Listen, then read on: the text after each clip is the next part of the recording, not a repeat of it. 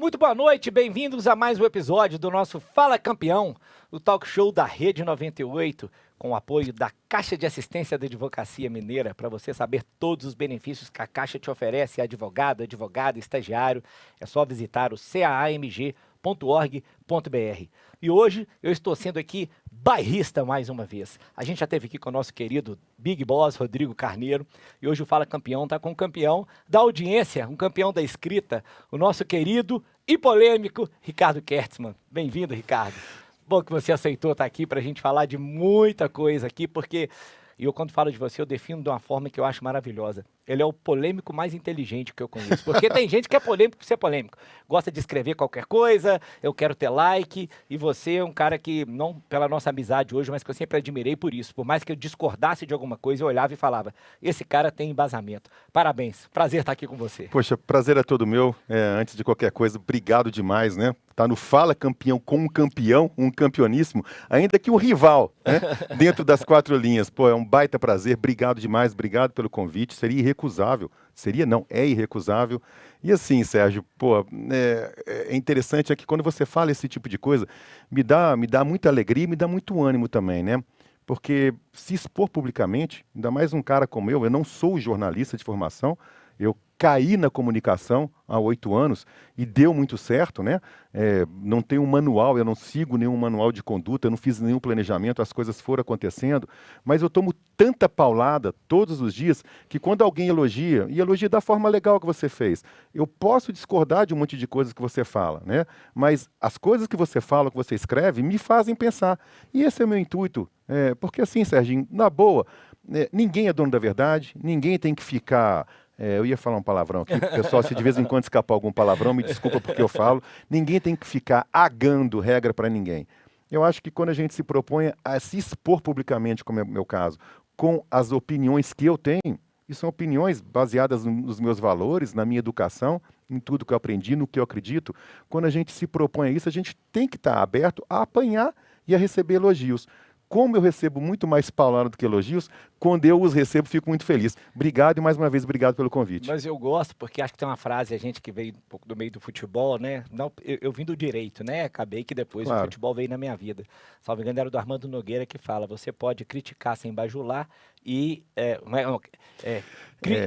criticar, não, era elogiar sem bajular e criticar sem agredir. Sem ofender, é isso mesmo. E eu acho que isso é uma coisa extremamente positiva que falta um pouco hoje. Eu acho ainda mais com esse surgimento das redes sociais como estão, eu falo, é dada voz a quem não deveria ter. Porque é o que você falou, você faz com base nos seus valores, numa educação, mas que você tem. Você é um cara de valor, você tem compromisso, você tem responsabilidade.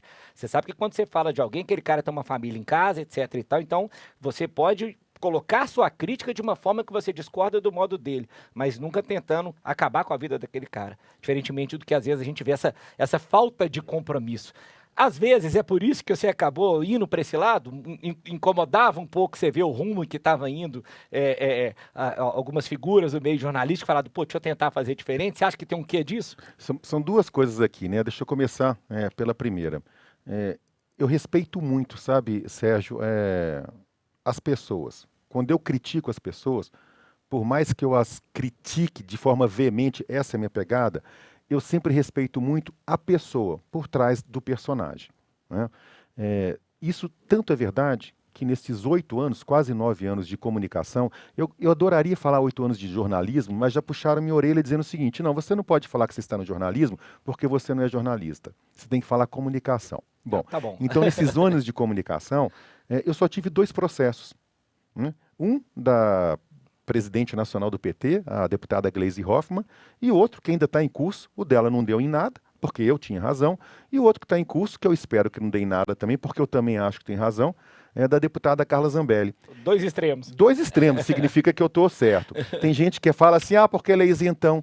Não, gente, não tem nada a ver com isentão. Eu rejeito, né, um modelo e rejeito o outro. Eu não estou me isentando de opinar e nem me isentando de escolher. Eu estou dizendo que isso não me serve e isso também não me serve, né? Mas, enfim, eu tenho esses 2 processos. Isso significa que o cara, com a minha contundência, com a quantidade de textos que eu escrevo, com veículos da expressão com que eu atuo, se eu só tenho 2 processos, é porque eu não dou margem É esse tipo de coisa. Eu não ofendo uma pessoa, eu não difamo, eu não calunio, eu apresento a minha opinião. Sobre o motivo de eu ter entrado nisso, não foi por causa disso não, Sérgio, não foi pelo incômodo com relação à imprensa, não. Foi muito interessante. A minha mãe, ela morava em São Paulo e eu sempre gostei muito de política, sempre me informei muito sobre política. E eu sou empresário, eu tenho uma empresa em São Paulo, na verdade eu tinha, né? Eu vendi a minha parte esse ano para o meu sócio, um querido sócio, um querido irmão, e então eu sou um ex-empresário, né? Mas eu tinha uma empresa em São Paulo e ia para lá toda semana e ficava na casa da minha mãe. Como eu gostava muito de política, como eu falei, como eu me envolvi em política, eu participava de uma câmara setorial do meu setor, é um setor de perfumaria e cosméticos, e na Fiesp tem uma câmara setorial chamada ABPEC, Associação Brasileira das Indústrias de Perfumaria e Artigo do Tocador. E lá havia muito debates políticos. São Paulo, né, é o berço do tucanato, então, obviamente, a Fiesp também era o berço desse mesmo tucanato. A minha mãe morava em Higienópolis, eu frequentava muito a Casa do Saber, então a minha influência política sempre foi da social-democracia, sempre foi ligada ao PSDB. E naquele ano de 2014, quando a ex-presidente Dilma venceu as eleições, talvez pelo fato de eu morar em Higienópolis e lá morarem também diversos personagens do PSDB, o Fernando Henrique, José Serra e tudo mais, aquela madrugada, cara, foi um inferno de buzinaço dos petistas por lá. E eu fiquei muito incomodado porque Higienópolis, para quem não sabe, é um bairro predominantemente de pessoas mais idosas, como era o caso da minha mãe. E tem 2 hospitais grandes lá, a Santa Casa e o Samaritano. Então aquilo me incomodou muito. Eu nunca fui de rede social, à época a rede social da moda era o Facebook. Eu peguei o Facebook da minha esposa e escrevi qualquer coisa lá. E o negócio viralizou, cara. E já aquela época, a gente ainda não está nessa polarização Foi de tremenda. 10 anos atrás, Sim, mas já aquela época, a quantidade de ofensa que ela recebeu foi uma coisa bárbara. Daí ela foi e falou assim, não, eu vou fazer uma conta para você. Você vai escrever o que você quiser no seu Facebook. E a partir dali eu comecei a escrever. E as coisas muito rápido, os textos viralizavam.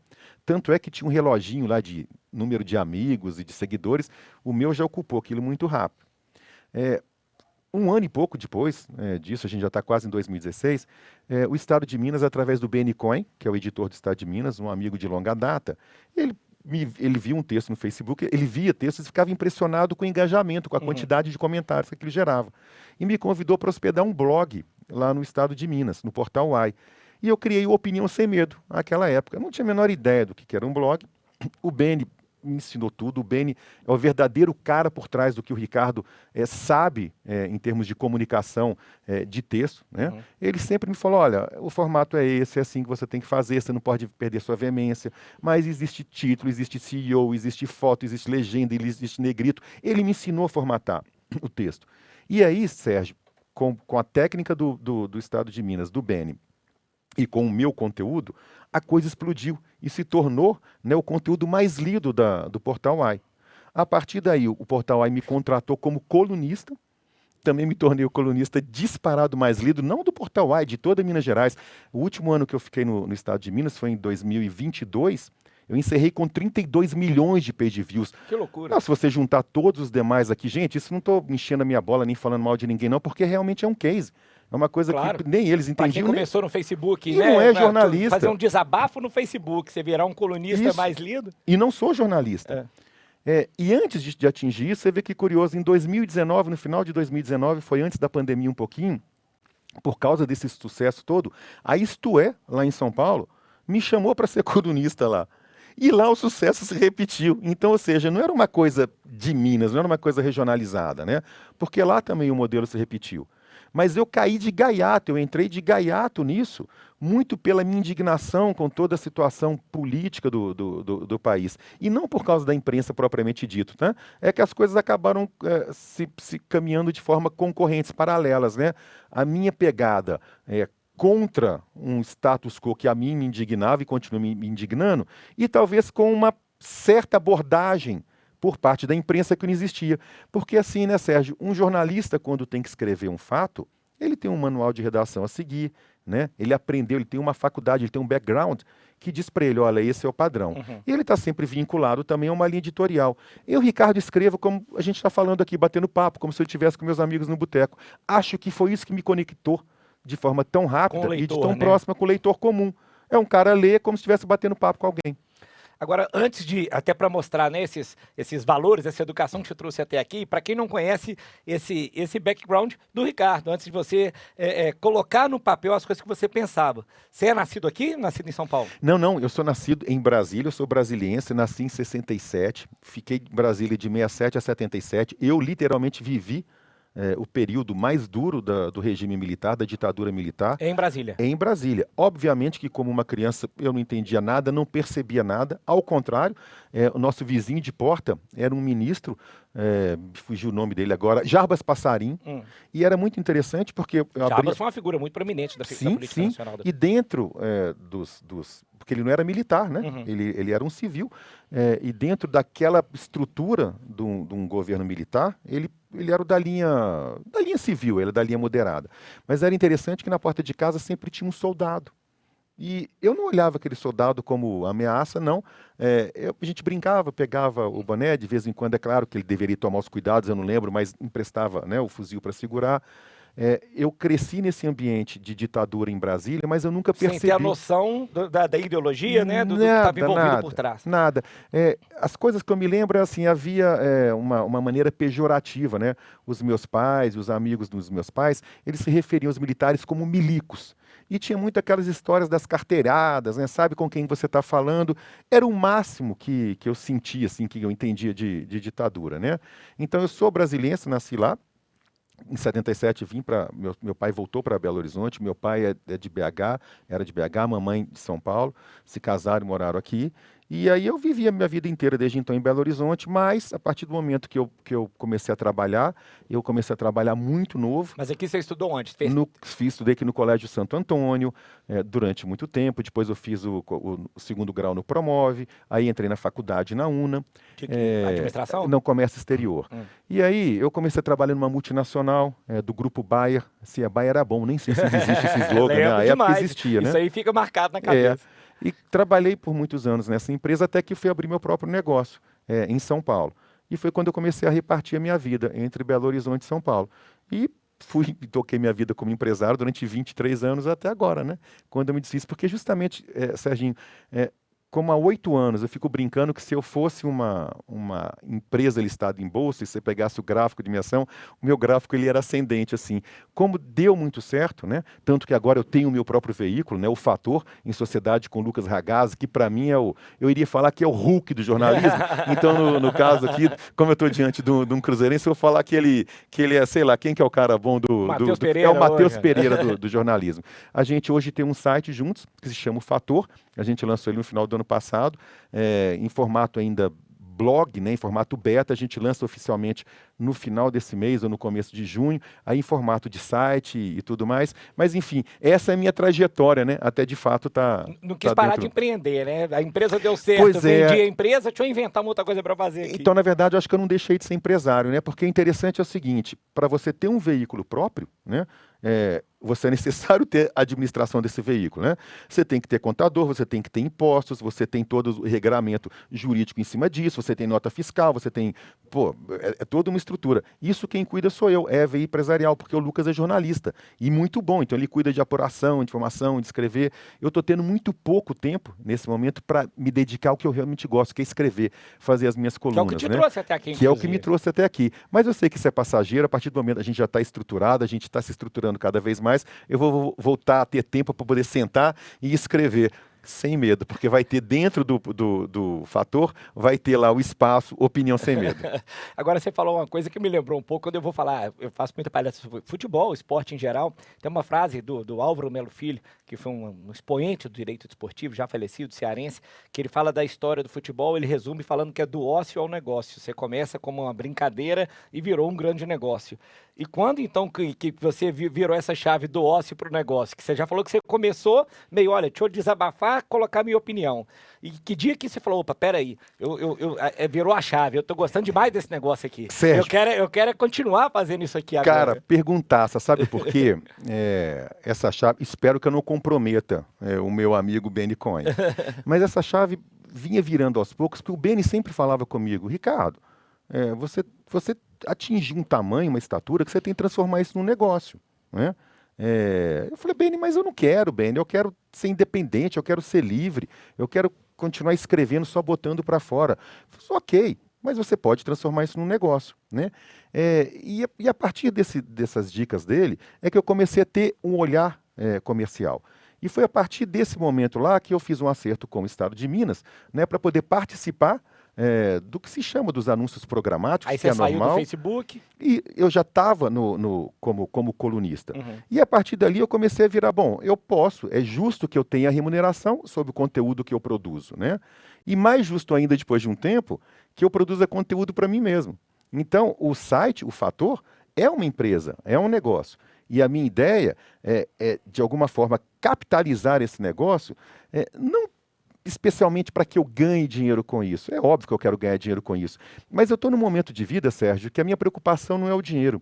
Eu quero transformar esse veículo e vou transformar, espero conseguir transformar, não no maior, eu não tenho essa pretensão, mas no melhor e mais influente site de nicho de Minas Gerais. É um site focado nos 3 poderes e nos negócios de Minas. Então a gente cobre executivo, legislativo, judiciário, né? Todas essas esferas, Câmara, Assembleia, Governo do Estado, TJ, esse é o nosso foco, e mercados, basicamente meio ambiente, mineração e setor imobiliário, que é o que faz isso acontecer, que é o que faz Minas A economia de acontecer. Minas. Eu quero ser um site de nicho, onde as pessoas vão procurar esse site para encontrar o que elas não encontram nos outros veículos. E nem procurem no Fator notícias Lula e Bolsonaro, não, gente. Vai ler isso no Estado de Minas, Cruzeiro na Itatiaia, no Tempo. contratou. Vai lá no UOL, no G1, tem esses veículos. Quando você for ao Fator, você vai encontrar o que não tem nos outros veículos. Essa é a cara que eu quero dar e eu acredito muito que isso vai trazer um sucesso comercial e empresarial também. Não, eu não tenho dúvida, né? Porque você está aqui, já falei, eu sou um leitor e acho legal, te falei esse dia, um dia, quando a partir daí você começa a ver os outros grandes veículos te citando. Sim. A apuração que vocês já É. conseguem fazer lá, que é o que você falou. O Lucas realmente é um cara muito, muito enfronhado no meio, passou por vários veículos. Eu, por exemplo, já o conhecia e já falou de esporte, já falou de política, né? Enfim, é bem completo nisso aí. Eu acho que essa que é a parte interessante, é quando você nem lançado está ainda Já deu oficialmente, certo pra caramba. mas já vira fonte para os grandes depois, Isso. né? Eu imagino que isso deve ser um motivo de muito, Não, muito orgulho. orgulho. E assim, sabe, Sérgio, tem um negócio muito interessante aí. Você vê, né? Eu sou um cara de 57 anos, com uma vida empresarial, já bem sucedido profissionalmente, tenho minha vida financeira resolvida. O Lucas é um garoto de 30 anos, um talento que quer empreender. Essa foi a razão dele aceitar o projeto. Não é porque ele estava insatisfeito com os outros veículos, não, ele quer empreender, ele quer ter o próprio negócio, né? E fazer desse negócio que é dele, aquilo que ele efetivamente acredita como comunicação. E nesse momento, né, houve uma união muito legal de propósitos, primeiro de valores, antes dos propósitos, porque tanto eu quanto o Lucas, a gente comunga dos mesmos valores, né? De lealdade, de nunca mentir, de nunca inventar, de nunca difamar, caluniar ninguém, nada. Tanto eu quanto o Lucas, no aspecto político, a gente tende a ser de centro. Eu, como falei, eu tenho uma pegada social-democrata, o Lucas também, né?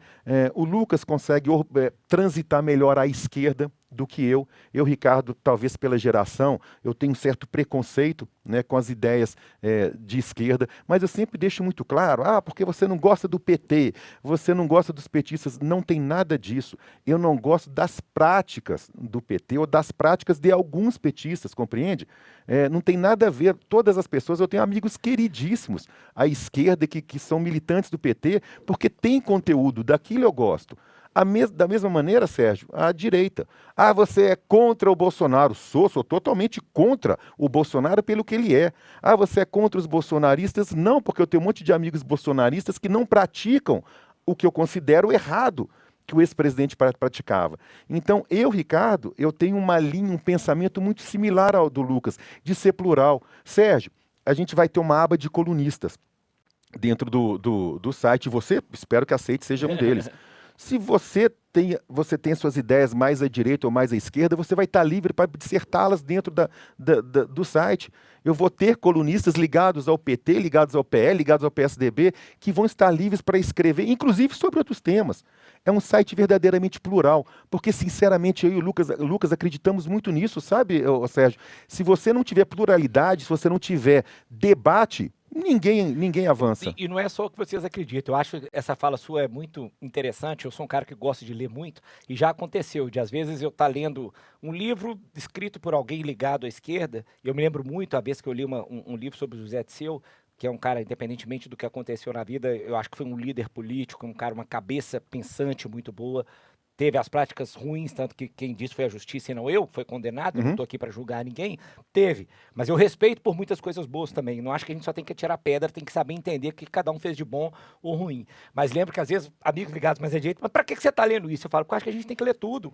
Então, assim como o da esquerda vai lá e fala, pô, você está lendo o livro do cara da direita, você tem que ler, até para você criar sua opinião própria, você tem que ler de tudo. Senão você vai ficar enviesado numa coisa só, né? E isso eu acho que é uma coisa que falta no Brasil hoje. Você que está querendo escrever de tudo, não sei se você concorda comigo. A pessoa bota na cabeça, eu sou isso, parece que coloca aquela viseira de cavalo, né? Eu só vou enxergar isso aqui. E não entende para você ter uma opinião cada vez mais ampla. E poder falar sobre tudo, que é o que você falou, você fez um background para poder falar sobre isso, você tem que ter informação completa, né? Porque a pessoa hoje lê a manchete do jornal, ela fala que lê o jornal inteiro. Acabou aquele prazer que você tinha de sentar, ficar passando a página, né? Hoje você clica, olha ali, li a manchete, já compreendi tudo, né? Mais uma vez tem razão. Eu vou te dar um exemplo concreto disso aí. Eu continuo não usando redes sociais, tá? Eu tenho Instagram para ficar vendo coisas de atlético, restaurante que eu gosto, viagem, basicamente é isso. E uso o Instagram para provocar. Eu adoro provocar. Então, É mesmo? Não tinha percebido. não percebeu, né? Adoro provocar. Aí ontem eu vi uma notícia que me chamou a atenção e achei que merecia eu fazer o recorte dessa notícia e colocar. A ex-presidente Dilma, ela agora é presidente daquele banco dos BRICS, e ela destinou lá 5,6 bilhões, eu acho, de empréstimo para o Rio Grande do Sul. Eu só coloquei assim, a manchete estava assim, Dilma Rousseff destina 5,6 bi para o Rio Grande do Sul. Aí quando você vai nos comentários, é emprestado, não fez mais que obrigação, não é dado, não é isso. Mas no meu comentário, eu falo mais ou menos o seguinte, da mesma maneira, né, eu acho que poucas pessoas nesse Brasil aqui bateram tanto eu fico brincando que a nossa eterna estoquista de vento. Pouca gente maltratou tanto, né, ideologicamente falando, a ex-presidente quanto eu. Mas ela tem méritos nisso aqui. Se ela, emprestado ou não, com juros subsidiado ou não, pouco importa. O fato é que ela se movimentou em trazer dinheiro para cá. E é justo que se reconheça isso. Qual é o problema? E por que tem que falar assim, é emprestado? Gente, o fato o dinheiro veio. Isso é muito importante. Que é o que mais precisa agora. E pronto. Vira bater por bater, né, no fim das contas. Pois é, só para poder falar mal. Essa nunca foi a minha pegada, né? O presidente Bolsonaro, quando ele foi eleito, e foi eleito porque eu, por exemplo, votei nele, mas eu votei contra o PT, o começo do governo dele, quando ele começou a implementar reformas importantes, concessões de aeroportos, de rodovias, eram reformas estruturantes importantes, eu elogiei. E no momento que ele abandona isso aí e vira única e exclusivamente um cara a serviço de um golpe militar, que pouco importa o que as pessoas tenham a dizer, era o que estava em curso, seria impossível de ser bem sucedido, mas estava em curso. Quando ele vai para essa toada, quando ele começa a negar tudo que aconteceu na pandemia, eu não tenho mais por que apoiar no sentido de enaltecer as boas práticas desse governo. Então eu viro a página. Ricardo, e quando o Paulo Guedes nesse período fez algo bom, você não reconheceu? Reconheci, porque uma coisa não tem nada a ver com a outra, Sérgio. É isso que eu acho que falta para as pessoas compreenderem que você pode elogiar e criticar a mesma pessoa e o mesmo governo. Exatamente, que essa pessoa pode ter feito, o que você disse, coisas ruins e coisas boas, né? Conforme, independentemente da sua orientação política, né? Essa pessoa pode ter, eu costumo dizer isso, eu falo que às vezes o presidente Lula, por exemplo, né, que a gente está aí hoje, fez parte boa para o social, toma pra algumas caramba. medidas boas na parte econômica, assim como toma ruins também, de acordo. Nós temos a visão do empreendedor empresário, né? Outros vão ter a visão da defesa do trabalhador, faz parte de cada um. Então a gente tem que saber falar na balança, não quer dizer que todo mundo está errado por tudo, né? Nem todo mundo está sempre errado e nem todo mundo está sempre certo, né? E é o reflexo hoje que a gente vê, né, que é uma coisa que você gosta muito, Ricardo, e eu adoro também. No segundo bloco a gente entra um pouquinho mais nisso, até da origem disso, mas é que a gente vê hoje, qualquer eleição que a gente vai falar hoje, quem que é o candidato apoiado pelo PT, quem que é o candidato apoiado pelo Bolsonaro, ninguém pergunta mais quem que é o candidato que tem uma proposta boa, igual agora a eleição municipal para a cidade. Você que está no dia a dia, uma coisa que você percebe bastante também quando as pessoas conversam com você? E olha, você acabou de falar a palavra, eleição municipal. Gente, uma eleição municipal, você tem que discutir a cidade. Não adianta você querer discutir numa eleição municipal se aborto tem que ser liberado ou não tem, se drogas têm que ser liberadas ou não tem. temas ideológicos, pautas ideológicas para uma eleição municipal e nada é a mesma coisa. Porque as leis a respeito desses temas são feitas em Brasília. Cabe ao prefeito da cidade, aos vereadores de Belo Horizonte, legislarem e cuidarem dessa cidade. Então não comprem essas besteiras, tá? Não adianta vir um candidato e botar, sei lá, o presidente Bolsonaro a tiracolo e dizer assim, eu sou o candidato do Bolsonaro, e daí, amigo? Porque o Bolsonaro não vai ser prefeito de Belo Horizonte. E todas as pautas ideológicas que o Bolsonaro defender não poderão ser implementadas em Belo Horizonte porque depende de leis federais.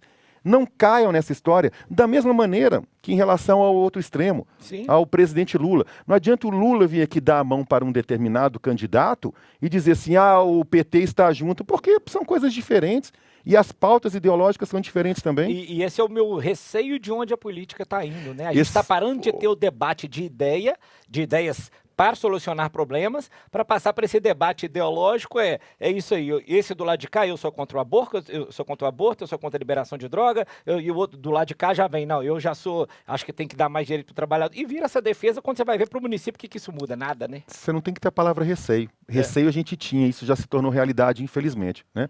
Não é à toa, né, o problema, a encrenca que a gente se encontra no Brasil hoje. Assim, Sérgio, eu gostaria muito, né? Eu quase que faço um apelo aqui para os eleitores de Belo Horizonte, não caiam nessa pilha, porque isso nos aprisionou nas 2 últimas eleições presidenciais, né? Independentemente de ideologia política aqui, tá bom, Sérgio? Na eleição sem ser essa anterior, eu votei no Henrique Meirelles. Eu acho que só eu, ele e talvez alguém da família dele. Aí as pessoas falavam assim, mas ele é um saco, dá vontade de dormir quando ele fala. Porque aí eu falava assim, gente, vocês querem um presidente da República ou um amigo para tomar cerveja? Realmente eu não chamaria o Henrique Meirelles para tomar cerveja comigo. Eu também dormiria com ele falando. Mas o cara é uma sumidade internacional.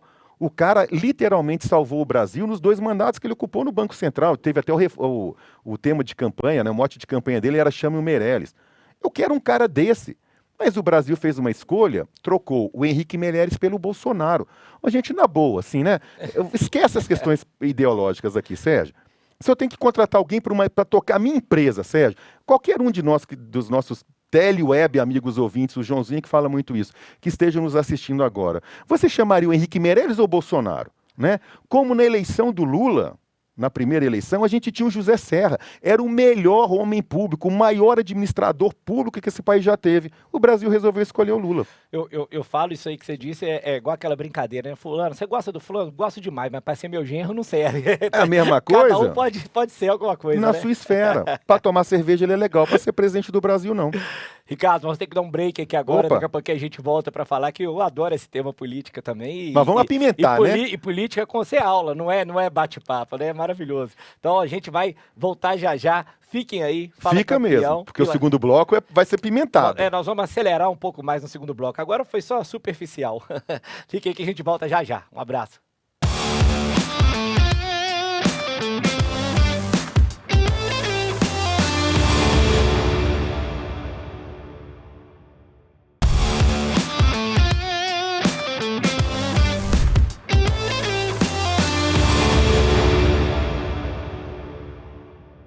Estamos de volta com Fala Campeão, o talk show aqui da Rede 98, nesse bate-papo super descontraído com o Ricardo Kertzmann aqui, que a gente tá, até o intervalo é legal, porque a gente começa a misturar política, começa a falar de futebol, nós vamos ter que falar de futebol daqui a pouco, que a gente diverge um pouco de opinião nisso aí, mas nós dois temos fundamento. Mas já já a gente volta para isso aí. Eu queria te fazer uma pergunta que eu acho interessante, Ricardo, que eu te falei de background. Eu sempre gostei de política e eu sempre me envolvi desde o começo. Eu fui presidente do Grêmio do meu colégio, Colégio Promove, onde você estudou também, com 13 anos de idade. Depois chegou na faculdade, eu me envolvi com Atlética, me envolvi com DA. Eu sempre gostei. Para você, nessa formação sua, você sempre gostou de assistir e teorizar ou você chegou a participar de movimento estudantil ou alguma coisa assim? Não, nunca. Sempre na teoria mesmo. Sempre na teoria e no conhecimento, né? Eu sou de uma geração, Sérgio, que lá atrás, né, não tinha internet, não tinha videogame, não tinha nada. Então o que tinha de entretenimento em casa era televisão, jornal e revista. Então os meus pais assinavam jornais e revistas, então chegava em casa, eu lia os Ficava jornais e lendo o dia revistas. inteiro. Os programas, né, que a gente assistia, naquela época a gente tinha 3, 4 canais abertos, não existia TV a cabo, então eu assistia os noticiários, né, tudo que tinha, no caso da Globo, Jornal Hoje, Jornal Nacional, Fantástico. Então eu me habituei desde cedo. E sei lá, o tema política, política e negócio sempre me atraiu muito, desde pequeno, eu sempre gostei. Havia uma edição muito importante à época, ainda existe, mas perdeu muito a importância que tinha, que era a Revista Exame. A Revista Exame era meio que uma leitura obrigatória do mundo empresarial. Então, assim, desde novo, 15, 16 anos, eu pedia para meus pais assinarem Exame, eu gostava de ler Legal. sobre negócios. E isso é interessante, né, que eu tenho uma filha de 18 anos e muitas das brigas que eu tenho, brigas no bom sentido, claro, com ela, é justamente pelo grau de desinformação que essa geração tem de temas que são, para mim, são banais, né? Porque eles ficam tanto entretidos em TikTok da vida, mas só com conteúdo que, eu não quero chamar de conteúdo inútil, porque seria um desrespeito, mas com conteúdo que não os conecta com a realidade, né? Então, se você perguntar assim hoje, se eu virar para ela e falar assim, filha, você sabe que o Jean Paul Prats foi demitido? Ela não tem a menor ideia de quem é Jean Paul Prats, né? Se você perguntasse antes, você sabe quem é Jean Paul, ela não vai Claro saber. que não. E se eu perguntar assim, você sabe o que é Petrobras? Sei, papai. E o que a Petrobras faz? É capaz de ela não saber, entendeu? São coisas que, para a minha geração, ou pelo menos para mim, sempre foram básicas. Eu acho que poucas pessoas sabem dizer os 3 senadores de Minas Gerais. Você vai contar nos dedos. A geração, pelo menos a geração mais nova, eu tenho certeza que não sabe, não. Então, assim, né, eu desde cedo sempre gostei desses temas. E talvez daí, naturalmente, quando eu fui ficando adulto, como eu falei, quando eu mudei para São Paulo, coincidiu do meu setor ter uma Câmara Setorial. E a partir dali é que eu comecei a me envolver mesmo com o ambiente político. Então, que deve ter pegado mais ou menos a sua idade. Vamos falar pré-Fernando Henrique, né? Vamos fazer a década de 80 ali, mais ou menos. Aquela época ali que você começou a ler e gostar. Quem era o homem público brasileiro que você admirava e o homem público no mundo que você admirava? Pré-Fernando Henrique, homem público que eu admirava, de cabeça não vou conseguir te falar, não. Mas um Alguém homem que você público que leu eu sobre? detestava e continuo detestando se chama José Sarney. Porque, para mim, o Sarney ele é o patriarca desse centrão que a gente tem aí. Eu diria que o José Sarney ele é quase que o patriarca de boa parte dos nossos males políticos.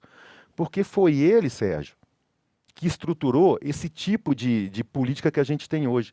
Eu não sei dizer se antigamente, antes do golpe militar, se era melhor, aí eu não sei dizer. Mas eu tenho certeza que esse formato aqui começou com o Sarney. Então, assim, buscar uma figura positiva. O Fernando Henrique é um cara que, para mim, é muito positivo, mas pré-Fernando Henrique. Eu lembro de figuras, aí já, como eu morava em Brasília, que eram figuras icônicas e, para mim, não seriam positivas ou negativas porque eu não tinha discernimento nem compreensão. Mas, sei lá, o Ernesto Geisel, o presidente Médici. Pois é, Ulisses Guimarães. Olha, pois é, pré-Fernando Henrique, né? Você falou do doutor Ulisses. Eu via como uma figura importante, mas eu não tinha dimensão do que ele era, né? Do Tancredo Neves. Pô, foi uma comoção quando ele foi eleito presidente e morreu em seguida. Eu me envolvi naquela comoção nacional, mas eu não tinha dimensão da figura política dessas pessoas, não. Você falou do doutor Ulisses, eu acho que por tudo que ele representou, talvez seria assim um nome para eu poder apontar pré-Fernando Henrique. Né? Eu acho que da maneira que peitou. Porque, ao contrário do que se faz hoje, né? Hoje é na base do tiro, porrada e bomba. Ele era na base da cultura, na base do saber e das relações políticas. Ou seja, política pressupõe, o nome diz política. Política não se faz na pancada. Não adianta você querer sair gravando vídeo de TikTok, botando o dedo do nariz, jogando umas pessoas contra as outras, porque isso não é política. Isso é uma frase que eu vi outro dia que eu falo que incomoda muito. Todo mundo fala assim, hoje para você ganhar uma campanha, você tem que ter uma excelente equipe em mídia social, não sei o que. Eu falo, mas a realidade do povo é na rua, não é no celular. Até porque o celular é cheio de tigrão que na rua vira gatinho. Cordeirinho, né? Então, cordeirinho. Assim, isso é uma coisa pra gente que gosta e acompanha política que incomoda um pouco, né? Você saber que às vezes o que performa melhor, o melhor ator vai ser escolhido em detrimento daquele que está mais preparado para poder fazer. Né? A mim incomoda muito. E infelizmente é a realidade. Você não vai generalizar dizendo que isso se reflete em 100% dos eleitos, não, mas a grande maioria. A gente falou agora me veio à mente, tá, Sérgio? E eu te falei, eu funciono assim, né? A gente falou de eleições municipais, você falou de Tigrão e falou de Cordeirinho, me veio à mente o ex-prefeito Alexandre Calil. O ex-prefeito Alexandre Calil foi eleito na base do berro. Mas todo mundo sabe que aquele berro nas urnas, na verdade, por trás era um Cordeirinho, que acertava as coisas, né? Que não peitava todo mundo da maneira que ele peita publicamente. Né? E saiu, foi eleito, foi reeleito e saiu altamente avaliado. Pelo quê? Na prática, o que ele fez? Vamos falar assim, eu vou abrir a caixa preta da BH Trans, os ônibus são uma lata de sardinha. Lembra que ele falava isso? O que ele fez? Nada. Ele não fez nada, continuou tudo igual. O que ele fez foi acabar sentado num banco de uma CPI, investigado por abuso de poder. Então, assim, infelizmente, esse tipo de personagem política é eleito, reeleito e sai bem avaliado. E olha, talvez se eu pudesse concorrer hoje, fosse um forte candidato. Porque, infelizmente, a população gosta desse tipo de personagem. Eu não gosto, Sérgio. Eu falo que isso é um pouco do futebol. O gestor valorizado é o que ganha troféu, independentemente de analisar o que aquilo foi feito para o clube. E eu digo isso direto com toda tranquilidade, porque eu vivi isso. Eu peguei uma época pós-Cruzeiro que quando eu cheguei lá, muita gente, você é o pior que teve na história, o Itaíra era melhor. Eu falei, porque o cara ganhou título, mas você consegue perceber que o que nós vivemos hoje é fruto do que foi feito nessa gestão, né? Quer dizer, eu falei, aí eles começam a pensar um pouco mais, que eu gosto muito de ir colocando, dando alfinetada, né? Você não trocaria 3 anos de dificuldade que se tiveram e praticamente uma falência por causa de um troféu? Se bem que pensando bem, pois é, mas foi isso que levou aquilo. Perfeito. As pessoas a gente tem que convidá-las a raciocinar, porque às vezes é isso que eles não pensam, né? O que você falou, fez mais barulho, mostrou mais, isso aqui é o melhor para nós, né? Sérgio, eu como grande atleticano que sou, se eu tivesse o poder de escolher o presidente ou CEO do Cruzeiro, eu escolheria esses anteriores. Eu detestaria ter um cara como você lá. É claro, porque aqueles caras, ele ganhava, mas ele afundava.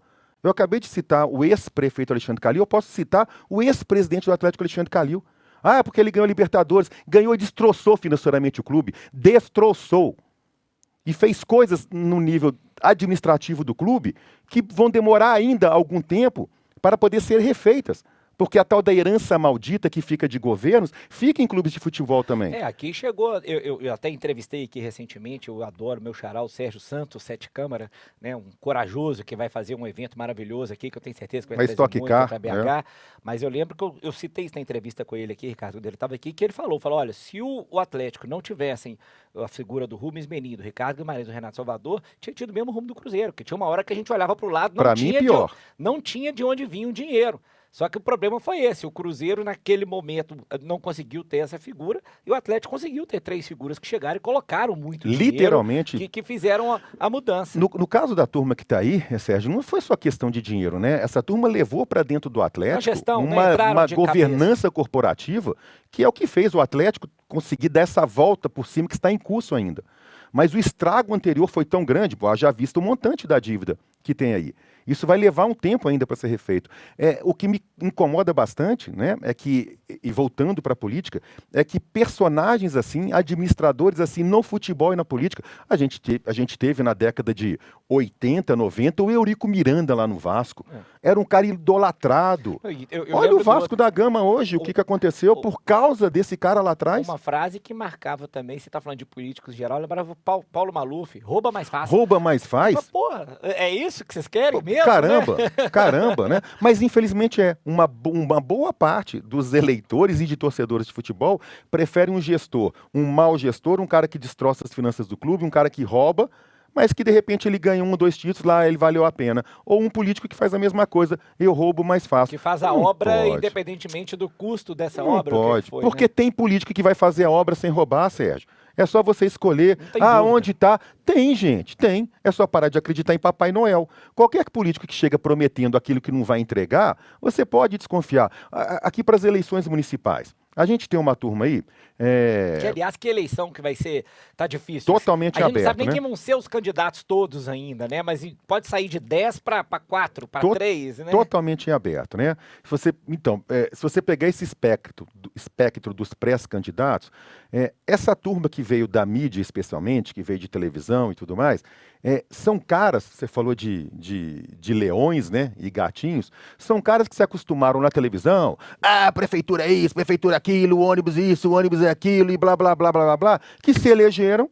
Hoje esses caras são políticos, não são mais, alguns continuam tendo as duas funções, de comunicador e de político, mas que não repetem nas suas funções políticas aquela braveza toda que repetiu na televisão. Não conseguem entregar para a população aquilo que eles criticavam. Porque o mundo real é diferente, gente. Qualquer um que prometa resolver os seus problemas, ele não vai resolver porque é impossível. Você pede vidraça é completamente diferente. Totalmente diferente. Então é muito importante que o eleitor preste atenção nesse tipo de personagem. Prometer é fácil pra caramba, Sérgio. Cumprir que é difícil. Assentar na cadeira e ter o poder da caneta, né? E na gestão do futebol a gente falava isso muito também, porque uma coisa é que você espera, outra é que é possível você fazer. E quando você tem um discurso que eu gosto de citar demais, que é o Homem na Arena de Roosevelt, foi feito em Sorbonne em 1910, esse discurso, ele fala, você tá do lado de fora da arquibancada gritando é uma coisa, você tá molhado de suor, né? Colocando o seu sangue à prova dentro da arena é completamente diferente. Totalmente né? diferente. Falar e fazer são coisas completamente distintas. É assim, né, Sérgio? É um dirigente de futebol, um presidente de um clube, como você foi, fazer uma bela de uma contratação e o cara, sei lá, rompeu o ligamento no treino Não seguinte. jogou bola, fazer o quê? Ou o cara veio pra cá, teve um problema familiar e não performa dentro do campo, né?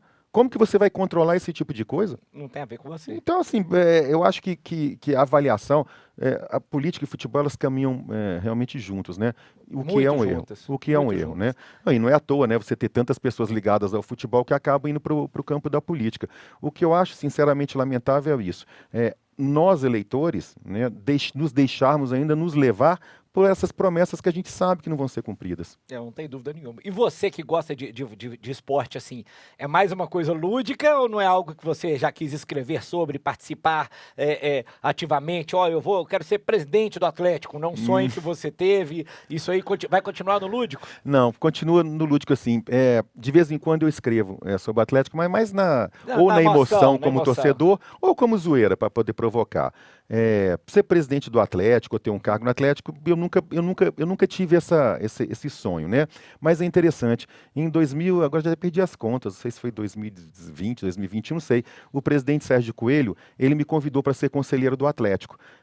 E aquilo para mim foi o ápice, assim, caramba, eu vou poder ser conselheiro do Galo, né? E poder efetivamente agora ajudar ao Atlético. E a partir de lá, Sérgio, eu me aproximei muito, eu participo ativamente da vida do Atlético, ajudo sempre no que eu posso, né? Em tudo dentro das minhas habilidades. Isso para mim já é mais do que suficiente, sabe? Porque você trabalhar em prol de um clube, né? E eu tenho uma ligação com o Atlético, se a gente fosse falar dela, a gente fica 8 programas aqui. Tão forte, é um negócio... todo torcedor apaixonado é assim. No meu caso, eu acho que eu sou apaixonado... Você é um nível acima? Eu estou um degrau acima. E, infelizmente, eu adoraria ser um pouco mais né, ser um pouco mais equilibrado. Mas, para mim, cara, poder em algum momento ser conselheiro do Atlético, para mim já é para lá de suficiente. Eu fico feliz demais. E participou ativamente, assim, né? A gente sabe, eu também comecei lá atrás no Cruzeiro, ajudando na parte jurídica e tal. E a gente vai para doar. Só que o meu caminho acabou que me levou a ir para a política interna do clube mesmo. Mas a gente sabe que você fez questão de participar de muitas articulações positivas e uma delas que eu sei, não sei se você já falou sobre o pódio, mas se hoje o Atlético joga no estádio que joga, porque você também ajudou ali a construir, a costurar de alguma forma. Eu não sei até que ponto que você pode, mas conta um pouquinho disso, deixa o torcedor saber, porque ele merece saber disso, que a gente sabe a vitória que foi para o clube poder, né, ter a sua casa, a batalha. Claro que eu acho que nós temos também 80%, 90% talvez disso aí esteja na idealização que o Rubens todo construiu e ajudou, né, de forma efetiva, mas teve toda uma construção aí também que você participou dela. Não, posso falar perfeitamente, até porque é tudo 100% transparente, foi tudo 100% transparente e com o melhor propósito. Basicamente o que acontecia era o seguinte, Sérgio, você tem, as questões políticas estavam muito envolvidas em todo o processo da Arena, né? Você tinha na prefeitura um corpo técnico, né, ainda oriundo da gestão Alexandre Calil, que ele trabalhou efetivamente contra a Arena MRV. E quem está dizendo isso não é o Ricardo. Quem diz isso são os dados, inclusive, colhidos na CPI, que mostram claramente tudo o que aconteceu desde o momento em que essa turma, em que o seu Rubens, o Ricardo, o Renato, lá atrás idealizaram, né, o Rafael, idealizaram a Arena. tudo que ocorreu, o Bernardo Farkas Vogt, que é o arquiteto da Arena, você ouvindo ele contar todo o detalhamento, o Bruno Musi, que hoje é CEO do Atlético da Arena, são fatos reais, amparados em documentos, amparados em fatos. Se você pega a origem e tudo o que aconteceu depois, você vê a prefeitura, sob a gestão Alexandre Calil, trabalhando efetivamente contra, né? Com a saída do ex-prefeito e com a entrada do atual prefeito, o seu Fuad Noman, que é uma figura espetacular em todos os aspectos, um atleticano de 4 costados, eu não conseguia entender, poxa, por que essas coisas ainda não saem? E a partir desse momento, pela relação, boa relação que eu tenho com o prefeito e a ótima relação que eu tenho com o Atlético, com os dirigentes do Atlético, principalmente com o Ricardo Guimarães e com o Sérgio Coelho, eu falava assim, gente, posso tentar ajudar? E como que eu posso ajudar? Vamos tirar os ruídos? O que está pegando? É aquilo? Tira. É aquilo? Tira. Né? Só conversando. E pela boa relação também, foi uma figura determinante nesse processo, né? O atual presidente da Câmara Municipal, o vereador Gabriel Azevedo, porque teve que ser feita uma lei que beneficiava não o Atlético, não a Arena, mas toda a cidade. Ou seja, a Arena é mais um equipamento público da cidade. A Arena não é do Atlético, a Arena é, obviamente, da SAF do Atlético, mas é da cidade. Olha o que a gente já teve ano passado de shows internacionais, Maroon 5, Paul McCartney. Olha o calendário de eventos culturais que a Arena tem a cumprir. Isso traz desenvolvimento para a cidade. Olha o bairro Califórnia, o que aconteceu. É um equipamento para a cidade. E qualquer equipamento como a Arena tem que ser bem-vindo. O poder público, a prefeitura, tem que acolher o empreendedor e falar assim, não, vem cá, o que eu posso facilitar para você trazer isso para cá? Porque isso gera emprego, porque isso gera renda, isso arrecada impostos. O benefício era da cidade. E eu sentia, genuinamente do seu Fuad Noman, o prefeito, essa intenção, que ia ao encontro da intenção dos empreendedores. Quem estava abaixo não estava... Não deixava. E a gente conhece o vereador Gabriel, a gente sabe que a pegada dele é essa. Ele é um cara desenvolvimentista, ele quer o melhor para a cidade, ele quer progresso da cidade. É um cara que tem pautas, em termos de negócio, maravilhosas para ser colocadas em atuação na cidade. Quando eu consegui, através do conhecimento, porque eu conheço essas pessoas, sentar todo mundo à mesma mesa, a coisa saiu, e de novo, não para o Atlético, para a cidade, porque a lei que permitiu a abertura da Arena é a mesma que permite shoppings em construção, que permite centros de convenção em construção, que trazem receita para a cidade, que trazem emprego para a cidade, tudo isso que eu falei.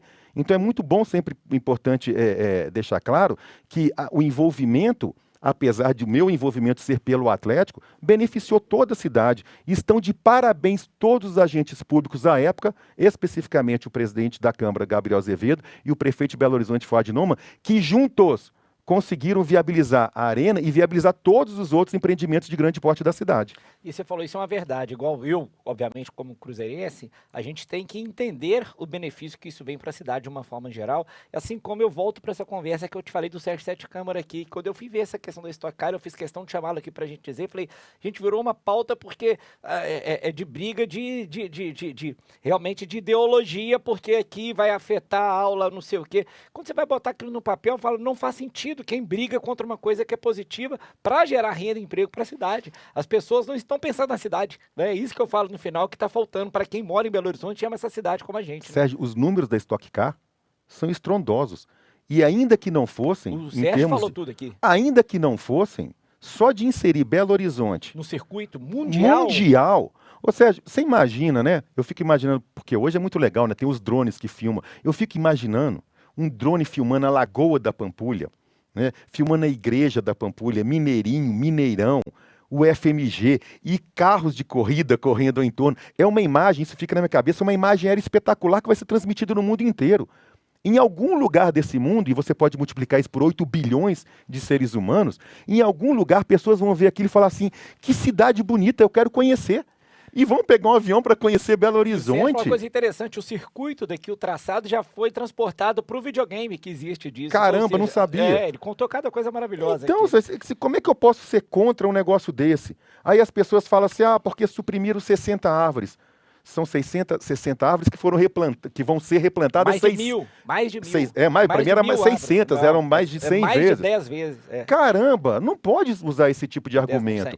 Vai ter um impacto sonoro. Caramba, vai ter um impacto sonoro. São 3 dias, ninguém morre por causa disso. O impacto sonoro do Mineirão tem direto. Pô, mas mesmo que não fosse, são 3 dias, Sérgio. O benefício é muito maior. Eu falei isso aqui, a gente tem que fomentar isso. É pegar o Carnaval de Belo Horizonte e organizar ele. Coisa maravilhosa. É voltar o Carnabelô, ou o Carnaval que seja lá para Afonso Pena e fechar aquilo e construir camarote, fazer coisas que a gente, se não perde. Imagina, você sabe disso muito bem, o que era o Carnaval de Salvador 15 anos atrás, o que é hoje. Puxa vida. Tá longe disso, eu quero, como eu, de Belo Horizonte. O Belo Horizonte tá nisso. Eu quero o que virou, só que o daqui, se não organizar, nós vamos perder ele daqui a um tempo, né? A gente tem que saber fomentar essas coisas boas para a cidade. Né? Eu acho que é necessário, Sérgio, e eu acho que depende muito, né? Indo para a política, eu acho que depende muito de nós, cidadãos eleitores, porque são as pessoas que a gente coloca nos poderes que serão capazes de trazer isso para Belo Horizonte ou não. Se você eleger um prefeito retrógrado, um prefeito que não está alinhado com essas pautas, você vai ter uma cidade retrógrada. Se você eleger vereadores retrógrados, que vão fazer leis retrógradas, você vai ter uma cidade retrógrada. É simples assim. E quando você pega as grandes metrópoles do mundo inteiro, você vai ver que todas elas caminharam nesse sentido, Sérgio. Claro. De ter eventos, de fazer a cidade aparecer para o mundo. Chega de ser curral. Curral del Rei ficou lá em 1800 e sei lá quanto, né? Chega disso. E já que você não tem papa na língua, a gente já está falando disso, então vamos agora que está indo para a reta final, você aí, a gente se aproximando. Hoje você chega e fala assim, o que o Ricardo pensa de um gestor diante do cenário posto e fala, Belo Horizonte, pô, eu acho que isso aqui seria bom para Belo Horizonte. Eu não sei se você pode citar nome ou não, o perfil, o que você fala como você prefere. Para um prefeito, para vereadores? Para um prefeito de Belo Horizonte hoje. Eu acho que a gente tem que começar pelos vereadores, né? Eu, Ricardo, vou buscar votar em vereadores, primeiro, né? Eu tenho que olhar quem são os vereadores atuais, o que eles fizeram e se alguns desses vereadores mereceriam o meu voto. Porque a gente já tem gente lá e quem fez um bom trabalho, eu acho que merece ser reeleito. Na falta disso aqui, eu vou tentar identificar vereadores que pensam como você, como eu, que querem essa cidade para frente, não uma cidade para trás. Se vier vereador com bobaginha de... gente, meio ambiente é importante para caramba!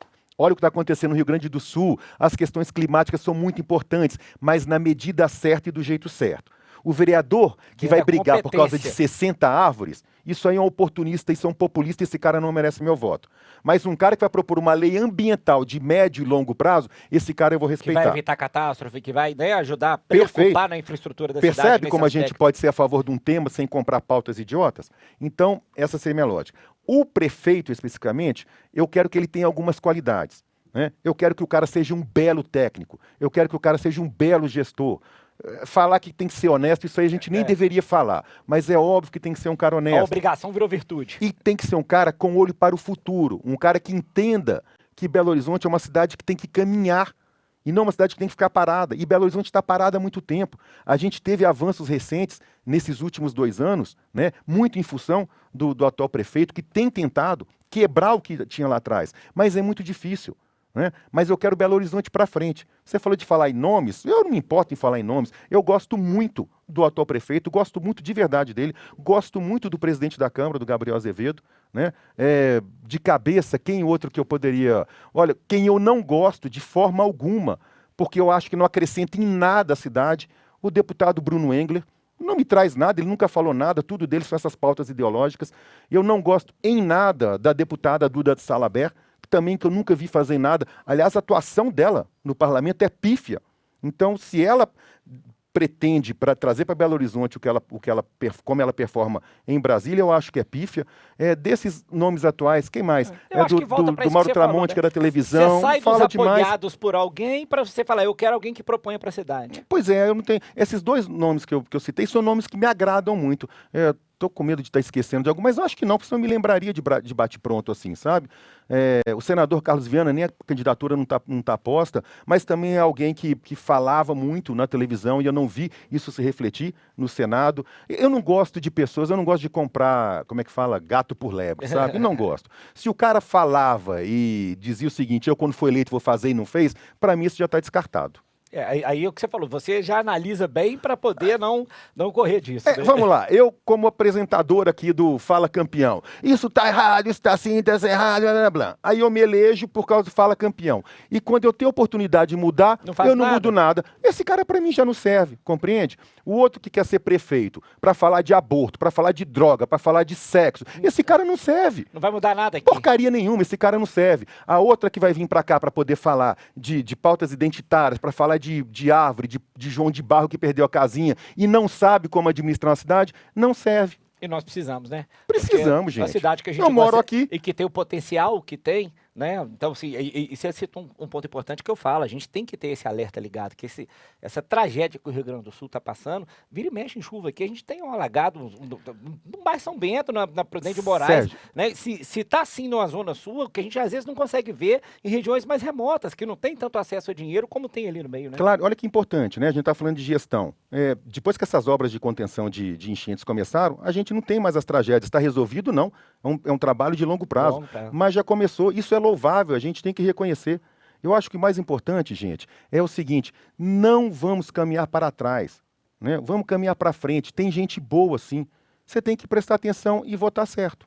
E tenho certeza que o seu trabalho, a sua opinião, contribui cada vez mais para o crescimento da política, do cidadão de Belo Horizonte e de Minas Gerais. Você pode ter certeza disso. Cara, eu tento muito, sabe? Eu tento principalmente quebrar certos dogmas, né? Essa cidade ela tem um problema com dois setores que me incomoda bastante, né? É o setor imobiliário e o setor de mineração. Esses caras, eles amanhecem e dormem apanhando, mesmo fazendo as coisas certas. A gente tem que ter um setor imobiliário pungente, que traga desenvolvimento para a cidade. Isso a gente está atrasado. Ô Sérgio, vou contar aqui para a sua audiência. Eu li isso recentemente, eu fiquei maluco. Goiânia é o terceiro mercado imobiliário do Brasil, perde para Rio de Janeiro e São Paulo. Como que Belo Horizonte não está ocupando o terceiro lugar? Porque é uma cidade que ficou assentada no plano diretor do ex-prefeito Alexandre Calil, retrógrado, que engessou a cidade. Mineração é uma atividade muito importante. Está no nome do nosso estado, é essência de Minas Gerais. Essência de Minas Gerais. Mineração não só é importante como essencial, mas é mineração correta, mineração responsável, mineração legal. A gente tem que combater a mineração irregular, a mineração ilegal. Mas outra mineração a gente tem que apoiar, tem que defender, porque sem ela a gente não vive. E isso que eu tento fazer, trazer esse tipo de informação para as pessoas. Ah, porque o Ricardo tem interesse. Qual o interesse? Caramba, me fala, porque se eu tenho interesse, ninguém me mostrou até agora. O meu interesse é viver numa cidade legal, é só isso. E também com os amigos também, porque eu tenho que fazer um testemunho agora. Eu conheci Ricardo aqui da casa, a gente se conheceu tomando um café aqui perto, e a parte, vamos almoçar? E depois a gente tinha tanto assunto, vamos almoçar de novo? Né? E aí, vamos, pô, vai na minha casa, e aí as esposas ficaram amigas, ainda bem. Ele tem a Adriana, que é maravilhosa, tem a filha que hoje está nos Estados Unidos. Obrigado, mas que a gente teve a o Nana prazer também, seus meninos. de conhecer essa família, e o Ricardo, por mais duro que seja, tem um coração maravilhoso. Então, obrigado. Isso é verdade mesmo. Eu fiz questão de convidá-lo aqui para o Fala Campeão, porque é realmente um campeão da audiência hoje, não só com esse projeto maravilhoso que é o Fator, que eu recomendo que todo mundo entre e leia lá, o fator.com.br, vai no Instagram, veja ele aqui na 98, na parte política também, que no Talks. Sempre no Talks, e às vezes no Central 98 primeira edição, mas no Central 98 segunda edição. Mas que a gente compartilhe de opinião com o que eu falei, a gente está sempre aprendendo, a gente não precisa concordar sempre para aprender ou para gostar da pessoa. Tudo bem que eu concordo em 99% das vezes, eu discordo de pouquíssimas, mas aprendo cada vez mais. Então, a gente não precisa nem gostar do mesmo time. Isso aí é fato, isso é fato. É o único cruzeirense que eu consigo gostar de verdade. Mas obrigado. Obrigado, foi uma honra. E obrigado a vocês, nossos queridos telespectadores, ouvintes, como você falou, a turma da web. Teleweb, amigo ouvintes. Teleweb, o João Henrique que cunhou esse termo. Então, vou decorá-lo agora para poder falar. Muito obrigado a vocês mais uma vez, nessa nossa noite de terça-feira, estarem presentes aqui. Meu agradecimento mais uma vez para nossa parceira, que é a CAAMG, a Caixa de Assistência da Advocacia Mineira. Um abraço, meu querido presidente Gustavo Chalfun. Entre lá para vocês saberem todos os benefícios que você, advogado e estagiário, tem na caamg.org.br. Uma excelente noite, até a próxima terça-feira. Espero vocês aqui no Fala Campeão, o talk show da Rede 98.